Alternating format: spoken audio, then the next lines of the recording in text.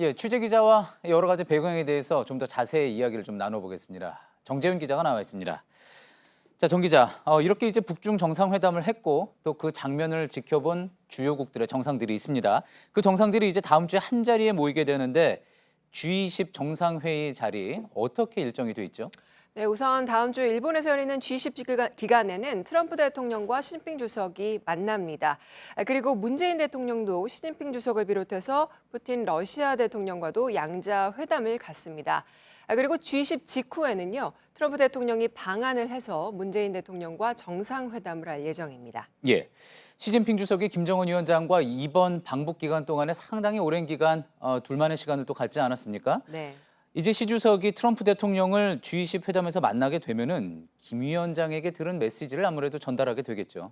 맞습니다. 그런 추측이 나오고 있는데요. 이 북한이 대화에 임하겠다, 또 실무 협상에 임할 수 있다, 이런 메시지를 시 주석을 통해서 전달했을 가능성이 있습니다. 또 한 가지가요. 이 비핵화 협상에 있어서 조금이라도 변화된 북한의 입장을 전달할 가능성도 있다, 이런 이야기가 나오고 있습니다. 다만 비핵화에 있어서 구체적인 이 협상안 자체는 지난번에 트럼프 대통령에게 친서를 전달했듯이 미국에 직접 전달할 수 있을 걸로 보입니다. 예, 시진핑 주석이 이번 방북 기간 동안에 한 이야기 중에 가장 눈에 띄는 거는 중국의 역할론을 강조했다는 겁니다. 사실상 어떤 중재 역할을 자처를 한 건데 어떤 배경으로 볼 수가 있을까요?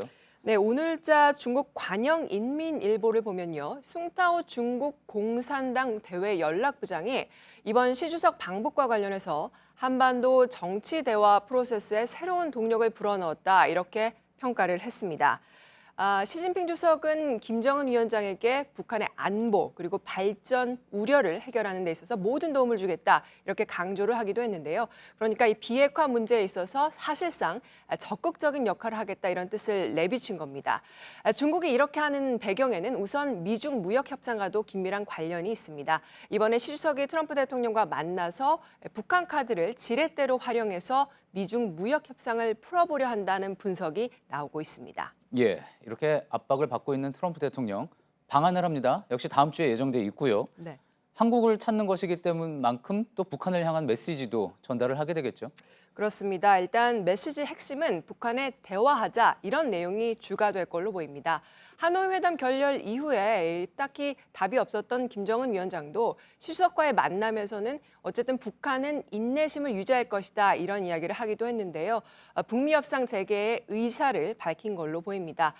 트럼프 대통령도 북미 회담 재개는 필요하다, 이런 입장을 계속 유지를 하고 있는 만큼 북한과 대화가 언제부터는 다시 이루어져야 한다, 이런 시간표를 제시할 수 있을 걸로 보입니다. 예, 트럼프 대통령과 함께 또 한국에 오는 인사가 비건 대북 특별대표입니다. 네. 비건 대표가 올 때마다 관심을 끄는 거는 북한과 실무 협상을 할 것이냐라는 부분이잖아요. 혹시 실무 협상을 하게 될 가능성도 있을까요? 일단 이번에 비건 대표가 트럼프 대통령의 방한에 앞서서 한 2, 3일 정도 빨리 옵니다. 그래서 여러 가지 추측이 나오고 있는데 이 기간 동안에 북미 실무대표 간의 어떤 판문점에서의 접촉이 있을 가능성, 이런 가능성들이 계속 제기되고 있습니다. 예, 역시 잘 지켜봐야지 될 대목이겠군요.